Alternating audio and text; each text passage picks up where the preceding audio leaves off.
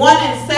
I haven't given you a spirit of fear, but I've given you a spirit of power and of love and a sound mind. And sometimes we see that we might be on a boat of poverty, and we look at Psalms 50 and 10, and the Lord lets us know that the cattle on the 1,000 hill belongs to Him.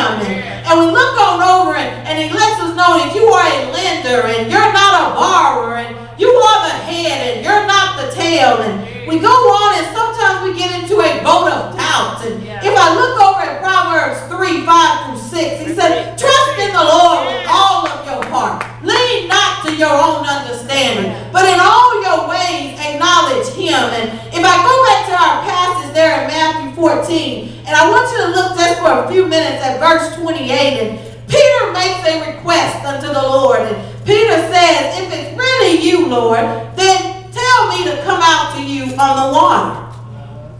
And Jesus' response is very simple. According to the NIV, He says, come. If I look at the Message Bible, He says, come ahead. And in my mind, He says, come on, Peter. You want to come on out there? Come on. And I see Peter as Peter probably a little shyly kind of gets off the boat. And Peter steps into the water, and Peter's boat at that time could have been anything. All right. It could have been fear. Yeah. It could have been doubt. Wow. Maybe Peter had a little bitterness there. Peter might have been in a boat of unforgiveness at that time. But Peter, I see, decides at that time, I want to make a little change in my life. So I'm going to get off the boat that I've been on, and I'm going to try another boat. Well, what's so important about getting off the boat? Well, I see Peter that as he stepped off the boat, Peter launched out with some faith. All right. And when we get off our boat, we are launching out with faith. So when people go fishing, and I've never been fishing because it's just not something I would ever want to do, but I know that they cast their rod. And when they cast the rod, it goes way out there, so that hopefully it's in an area that a fish is going to make.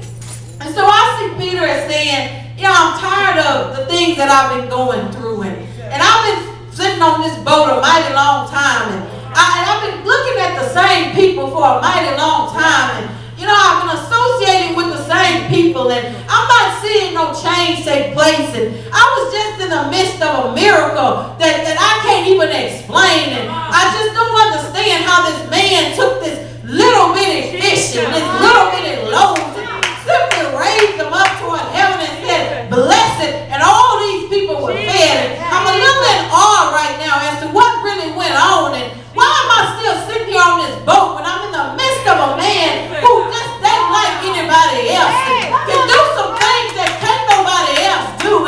But I'm sitting here in the same old state, and I'm sitting here with the same old attitude, and sitting here with the same stuff going on in my life. But I want to get off this boat because I've been on this boat long enough, and I see another boat passing by, and I think that boat looks a lot better than what I'm in. And so I'm going to step off of this one, and I'm going to launch out my faith, and I'm going to believe God that when I step out on this water that I'm going to be all right, and I'm going to be able to walk out there because Jesus told me to come, and if He going to tell me to come, I know that it must be all right.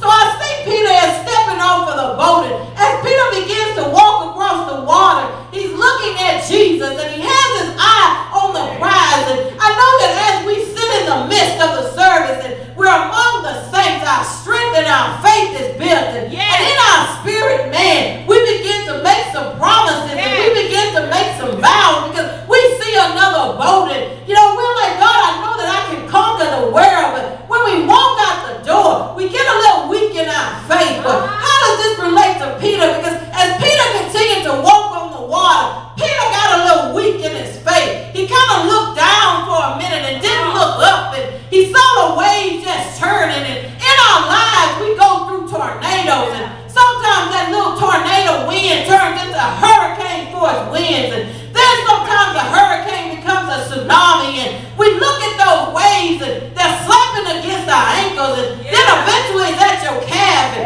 sooner or later you feel it on your thigh, and you begin to get a little wavery because you're looking at the waves and you're not looking at the one that controls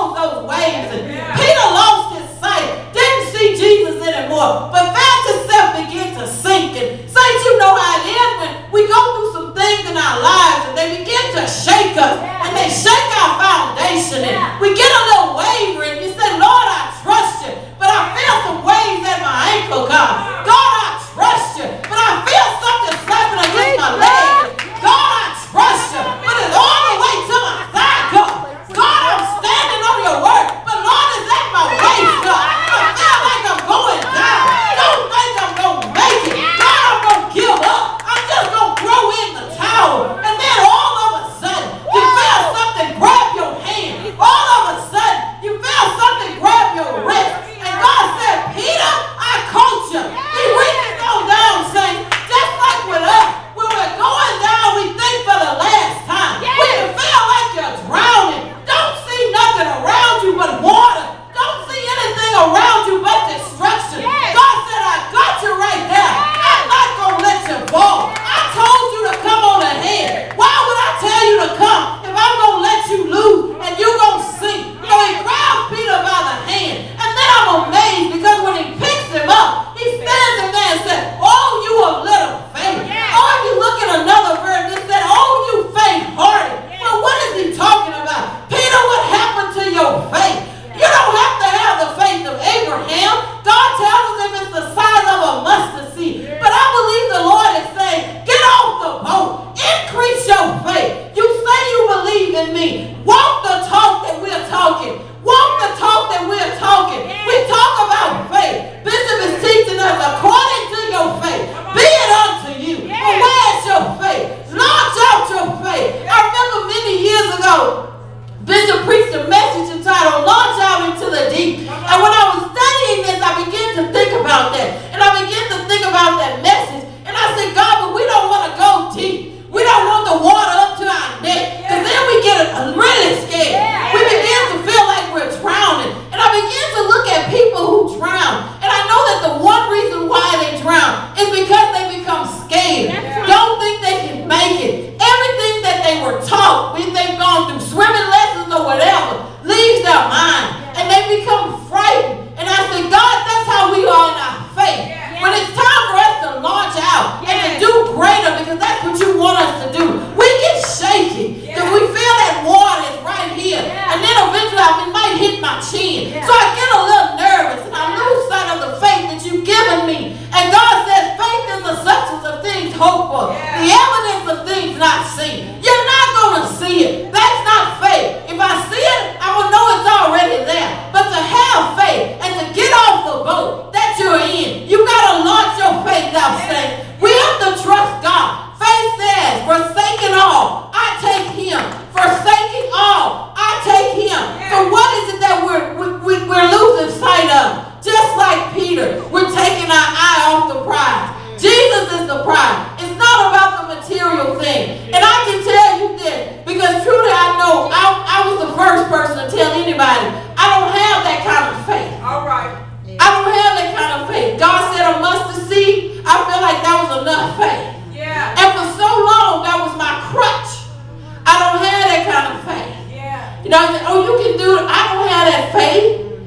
Even when we're in the midst, you would say, oh yeah, I believe God. I believe God. Right. But then if we're real with ourselves, when we're sitting at home all by ourselves, the devil begins to wreak havoc in our minds. And we begin to think crazy and we begin to doubt what's down on the inside of us. If we're honest with ourselves, if we're real with ourselves, we doubt what's on the inside. People begin to do crazy things, talk crazy to you, call you and talk mental on the phone, act crazy when you're around them, and you're just not sure. And God is still saying, where is your faith? Oh, you with little doubt. Oh, you that are faint-hearted. We have to have faith in order to survive. And as I looked at this thing, I was like, God, I know that I need to get off the boat because I've been on this same boat too long. And I don't know about you, but I'm tired of seeing the same scenery. You know, been here 2 months ago, this was still going on. 3 months later, it's the same old thing. And,